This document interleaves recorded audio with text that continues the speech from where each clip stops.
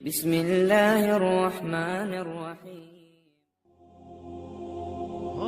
আসসালামু আলাইকুম ওয়া রাহমাতুল্লাহ। আমরা আশা রাখছি আল্লাহ তাআলার অশেষ মেহেরবানিতে আপনারা সকলেই ভালো আছেন।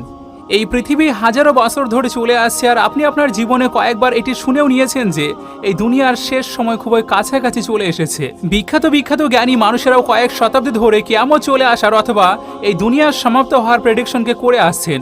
এতদূর পর্যন্ত যে 21 শতাব্দী মানে এই সময়েও কিছু জ্ঞানী মানুষ কিয়ামত আসার দাবি করেছেন। আর যেখানে আপনি 21শে ডিসেম্বর 2012 সম্বন্ধে অবশ্যই শুনে থাকবেন, মানে এটি এই দুনিয়ার শেষ দিন হবে। সাধারণভাবে এই কথাটি একটি ছোট্ট অনুমানের ভিত্তিতে শুরু হয়েছিল, আর যেখানে বলা হয়েছিল যে নেব্রু নামের একটি বড় টুকরো যেটি খুব দ্রুত গতিতে পৃথিবীর দিকে ধেয়ে আসছে। এই মুসিবতের জন্য সর্বপ্রথম 2003 সালের মে মাসে ভবিষ্যৎবাণী করা হয়েছিল, কিন্তু যখন এই ভবিষ্যৎবাণী অসফল হলো আর তার মোতাবেক কিছুই হলো না, তখন এই কিয়ামতের তারিখকে একটু বাড়িয়ে 2021 সালের ডিসেম্বর মাসে রেখে দেওয়া হলো। আর এখন এই কথা পেরিয়ে যাওয়া 10 বছরের থেকেও বেশি হয়ে গিয়েছে, কিন্তু এখনও কিছুই হয়নি। কিন্তু 2021 সালে বিজ্ঞানীরা একটি রিপোর্ট পেশ করেছিলেন, আর যেটি সোশ্যাল মিডিয়ার মাধ্যমে প্রচুর মানুষ দেখেও ছিলেন, আর তার উপরে অনেক ডিবেটও হয়েছিল। কেন সবাই এই কথা বলছিল যে এটি কিয়ামতের কোনো বড় নিশানা নয় তো?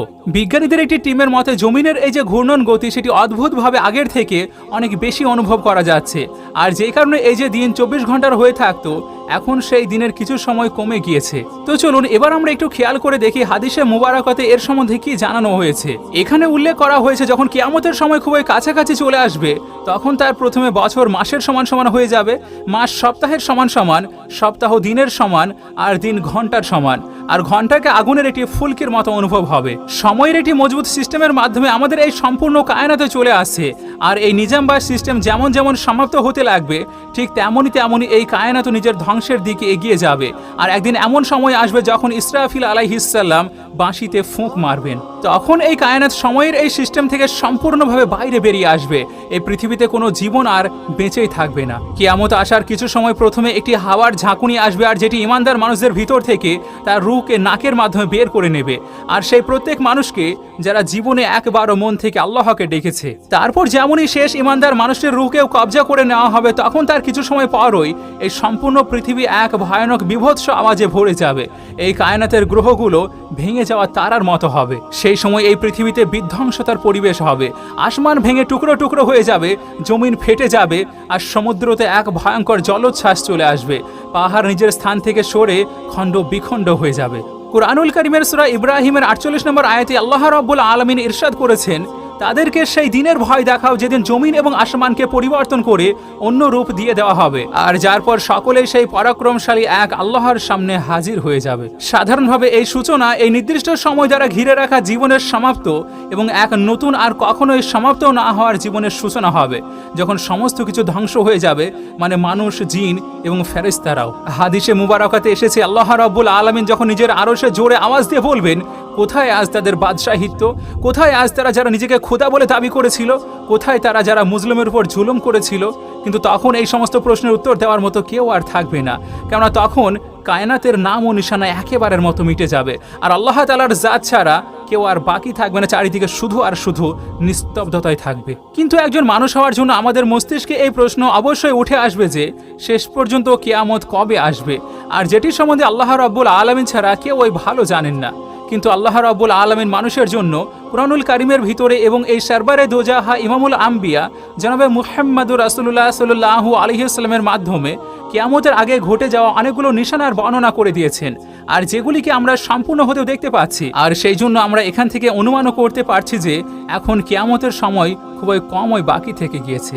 যেমন আমরা পিছনে উল্লেখ করলাম, কিয়ামতের কাছাকাছি মুহূর্তের সময় খুবই তাড়াতাড়ি পেরিয়ে যেতে লাগবে, যেখানে বছর মাসের সমান সমান, মাস সপ্তাহের সমান, সপ্তাহ দিনের সমান, দিন ঘন্টার সমান, এবং ঘন্টা শুধুমাত্র এক আগুনের স্ফুলিঙ্গের মতো হবে। আর এমনটি মনে হচ্ছে যে এটি সম্পূর্ণ হতে লেগেছে, কেননা বিজ্ঞানীদের দ্বারা করে থাকা রিসার্চের পর 2021 সালে এটি এমন রিপোর্ট সামনে এসেছে যেখান থেকে জানতে পারা যায় যে এই জমিনের যে ঘূর্ণন গতি সেখানে সামান্য পরিমাণে বৃদ্ধি পেয়েছে, আর এই জমিনের ঘূর্ণন গতি সামান্য দ্রুত হওয়ার কারণে একদিন 24 ঘন্টা থেকে কিছু মাইক্রোসেকেন্ড কম হয়ে গিয়েছে। হাদিসে মুবারকাতে দ্রুত গতির সময়ের জন্য হতে পারে সময়ের মূল্য দেওয়াকে বলা হয়েছে। আজ আমরা এমনটি দেখতে পাচ্ছি যে এই সময়ে মানুষ এত বেশি কাজের মধ্যে ডুবে গিয়েছেন, সে একটি সময়ও বিশ্রাম নিতে চাইছে না। যদি আমরা এটি বলি যে মানুষের জীবন একটি মেশিনের মতো হয়ে গিয়েছে, তাহলে এটিও হয়তো ভুল বলা হবে না।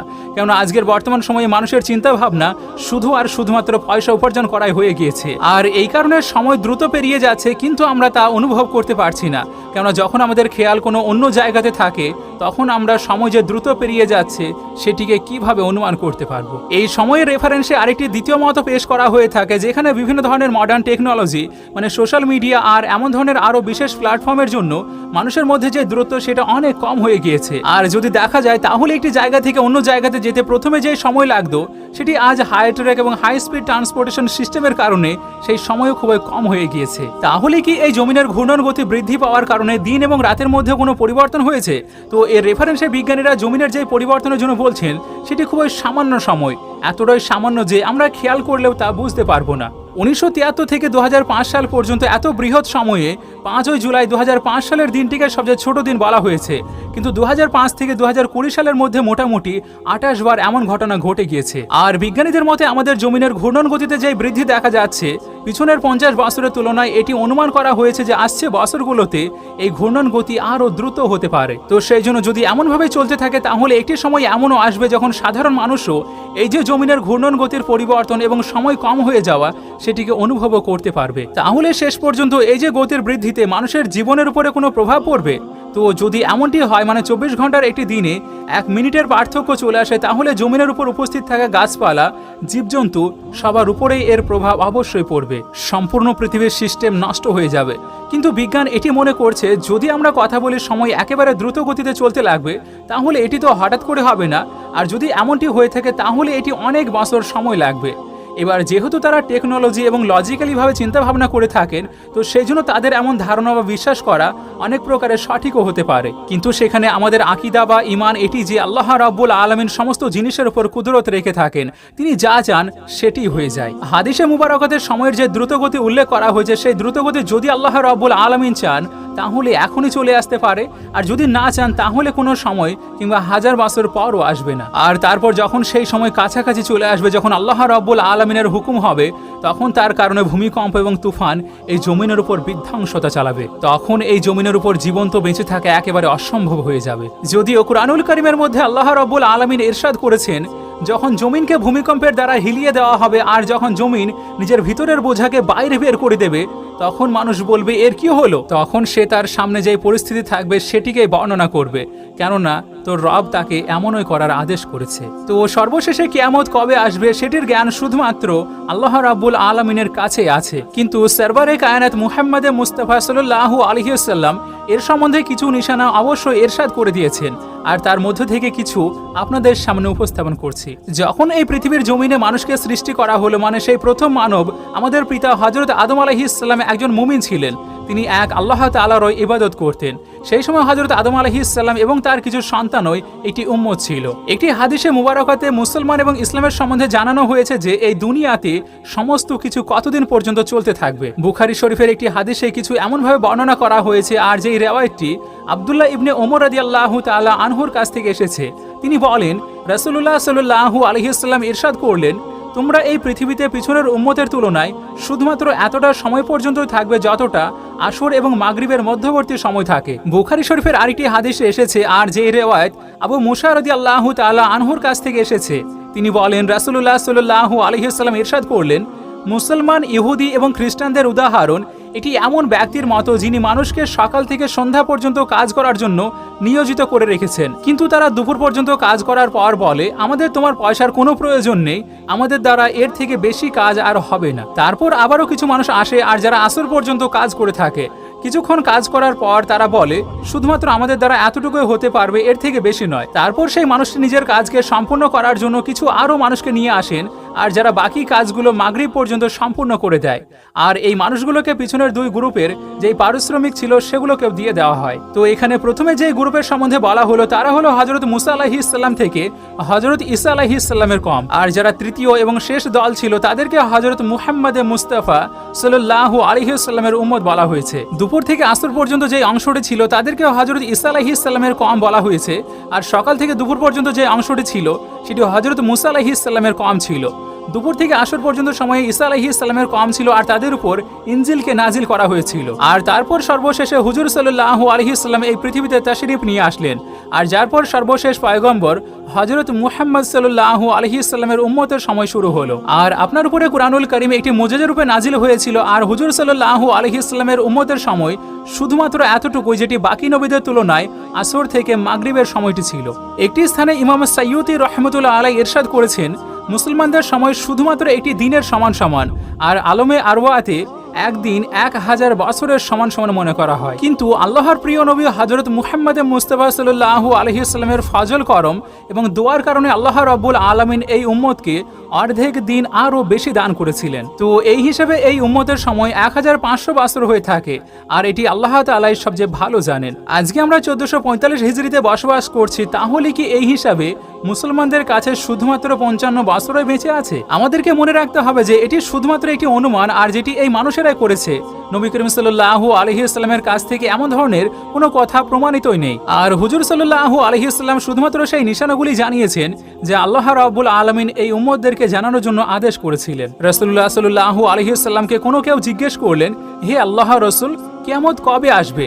নবী করিম সাল্লাল্লাহু আলাইহি ওয়াসাল্লাম ইরশাদ করলেন, আল্লাহ রাব্বুল আলামিন সবচেয়ে ভালো জানেন। সেই ব্যক্তি আবারও জিজ্ঞেস করলেন, হে আল্লাহর রাসূল, কোনো নিশানা তো জানিয়ে দিন। তো তখন রাসূলুল্লাহ সাল্লাল্লাহু আলাইহি ওয়াসাল্লাম ইরশাদ করলেন, যখন জিনা এবং অশ্লীলতা সাধারণ হয়ে যাবে, যখন গুনাহকে গুনাহ মনে করা হবে না, আর যখন মাকে বেইজ্জতি করা হবে, তখন ওই কিয়ামত চলে আসবে। তো এমন ধরনের বিভিন্ন হাদিসে কিয়ামতের সম্বন্ধে বর্ণনা করা হয়েছে। আর এই অনুমান এই জন্য করা হয়েছে যে হযরত মুসা আলাইহিস সালামের উম্মতের সময় উলামায়ে কেরামদের মতে মোটামুটি 2000 বছর ছিল। আর হযরত ঈসা আলাইহিস সালামের উম্মতের সময় মোটামুটি 600 বছর। মানে হযরত ঈসা আলাইহিস সালামের 600 বছর পর এই কায়নাতের শেষ নবী হযরত মুহাম্মদ মুস্তাফা সাল্লাল্লাহু আলাইহি ওয়াসাল্লাম এই পৃথিবীতে তাশরীফ নিয়ে আসেন। এটিকে আপনি এমনভাবে ধরে নিন, হযরত মুসা আলাইহিস সালামের সময় থেকে হুজুর সাল্লাল্লাহু আলাইহি ওয়াসাল্লামের সময় মোটামুটি 2000 বছরের হয়। আর যখন আমরা এই নাম্বারকে একটি ইকুয়েশনের মধ্যে রাখি, তখন কিছুটা এমনভাবে দেখতে পাওয়া যায়। ইমাম সাইয়্যুতী রাহমাতুল্লাহ আলাইহি জানিয়েছেন, আল্লাহর পক্ষ থেকে হুজুর সাল্লাল্লাহু আলাইহি ওয়াসাল্লামের উম্মতকে একটি আরশা দান করা হয়েছিল। কিন্তু নবী করিম সাল্লাল্লাহু আলাইহি ওয়াসাল্লামের দোয়ার কারণে সেই সময়কে অর্ধেক দিন বাড়িয়ে মোটামুটি 500 বছর বেশি করে দেওয়া হয়। তো এই দিক থেকে দেখতে গেলে এই উম্মতের হায়াত মোটামুটি 1500 সাল হয়ে থাকে। কিন্তু তবুও সর্বশেষে এটিই বলবো যে আল্লাহ রাব্বুল আলামিনই ভালো জানেন। আর কিয়ামত খুব সন্নিকটে, এই কথার উপর জোর দেওয়ার কারণ এটি যে হুজুর সাল্লাল্লাহু আলাইহি ওয়াসাল্লাম কিয়ামতের সম্বন্ধে যতগুলো নিশানা বলেছেন, মোটামুটি কম বেশি সেগুলো সবই সম্পূর্ণ হয়ে গিয়েছে। আর যার মধ্যে সবচেয়ে বড় এবং শেষ কিছু নিশানা বাকি আছে। তো কোন কোনগুলো সম্পূর্ণ হয়ে গিয়েছে আর কোন কোনগুলো বাকি আছে, এর উপরে আমরা একটি বিস্তারিত ভিডিও নিয়ে আসার চেষ্টা করব ইনশাআল্লাহ। আপনি শুধুমাত্র আমাদের সঙ্গে শেষ পর্যন্ত জুড়ে থাকুন। আর এমন খুব সুন্দর ইনফরমেটিভ ভিডিওগুলি আরও দেখার জন্য আমাদের চ্যানেলটিও সাবস্ক্রাইব করে আমাদের সঙ্গে জুড়ে থাকুন। আপনাদের সঙ্গে আমি নাহিদ, আমাদের সঙ্গে জুড়ে থাকার জন্য শুকরিয়া। আসসালামু আলাইকুম ওয়া রাহমাতুল্লাহি ওয়া বারাকাতুহু।